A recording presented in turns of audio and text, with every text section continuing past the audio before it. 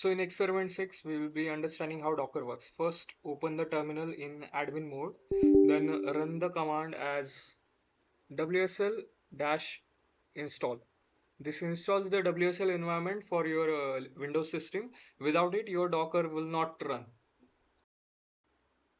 While this gets downloaded, let us install the Docker itself. So open Chrome, search for a Docker, and then open the website. Here, install Docker desktop. You will need the Windows version, which is this one, and start downloading it. Once downloaded, we will continue the following steps.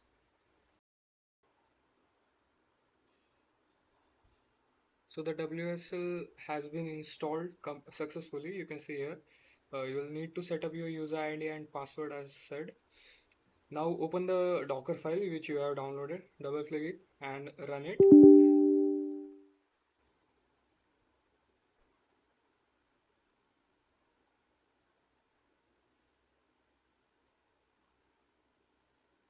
This takes time, so make sure you have a stable internet connection.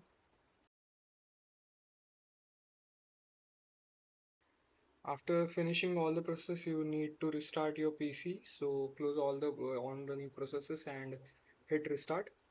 After restarting, open the Docker desktop and click run. Then you'll need the login. It will prompt you to the web page. Fill all the details as per your knowledge and fill in the OTP. After that, your account will be created and you will be redirected to the Docker app. So this is the Docker app. Here you can see on the left there are containers, images, volumes, Kubernetes, builds, models, MCP toolkits, and all etc. So this is Docker desktop, which is like a software for Docker. You can also use CLI, which is command line interface for the uh, operation of Docker. But this is a good interface for our user experience.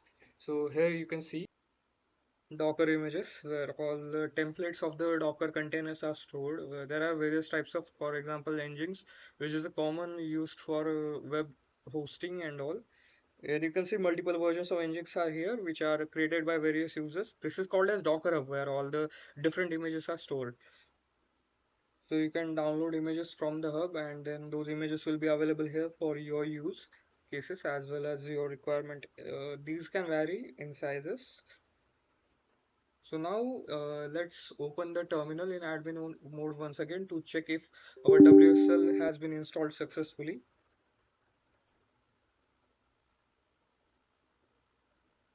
So now let's run the command wsl dash dash version. And here you can see our WSL is working and running successfully. These are the versions, kernel version and all. WSL will help us run Docker container because Docker basically runs on Linux subsystems, but as we are doing this performance on Windows, we will require WSL. Now use the command docker dash dash version to check the Docker version, which is also good. Okay. So now let's pull an image from the Docker hub. So let's get Nginx image, which is commonly used for hosting web apps. So what is an image? So image is a base structure. For example, you are developing a program application and you require some Python version 3, then some SQL database version 3.3, and some like that. So when multiple developers are working on together on a single project, then they require the same dependencies.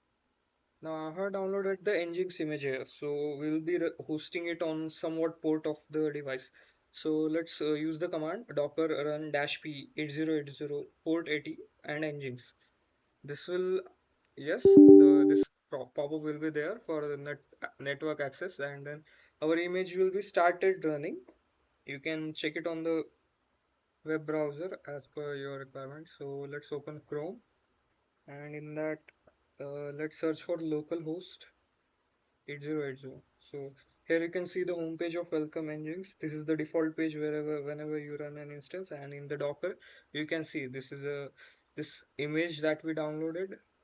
And here is the container. You can see this is Nginx container. This is name random assigned, and this is the container ID, which is unique for individual ports. And here I can stop the container from running, and I have stopped it. So let's see. Let's refresh the page, and You can see the container has been stopped. Now let's try making another container for Ubuntu. So let's pull the Ubuntu image, docker pull Ubuntu.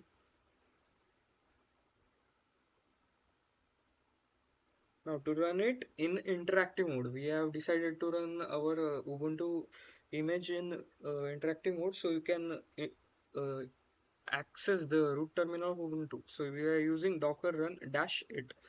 This is for interactive mode, Ubuntu slash bin slash bash.